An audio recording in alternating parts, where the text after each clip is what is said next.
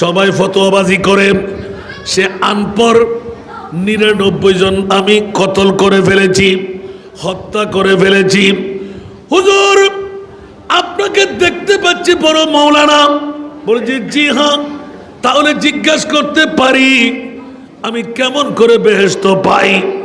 বলছে কয়টি করলে? বলে 99টি করলাম। বলছে দূর, জান্নাত তো পাবি না, কসমিন কালের জন্য তোকে আল্লাহ জান্নাত দান করবে না। বলে যে এমনও তো জাহান্নামী হয়ে গেলাম, 99 রাখবো কেন? আরেক জোর করে 100 পূরণ করে দিই। মৌলবীকে 2 টুকরো করে দিলেন, 100 হয়ে গেল।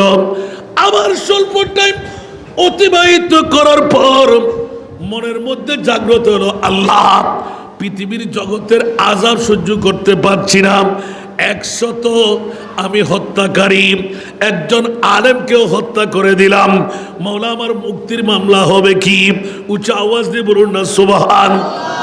মৌলবীর কাছে কোরআনের আয়াত জানা ছিল, আল্লাহর কোরআনের আয়াত সুস্পষ্ট বাণী, সংবিধান আঁকা 30 পারা কালামুল্লাহ শরীফের মধ্যে কুলিয়া ইবাদিয়াল্লাযীনা আসরাফু আলা আনফুসিহিম লা তাকনাতু মির রাহমাতিল্লাহ ইন্নাল্লাহা ইয়াগফিরুয যুনুবা জামিআ ইন্নাহু হুয়াল গফুরুর রহিম।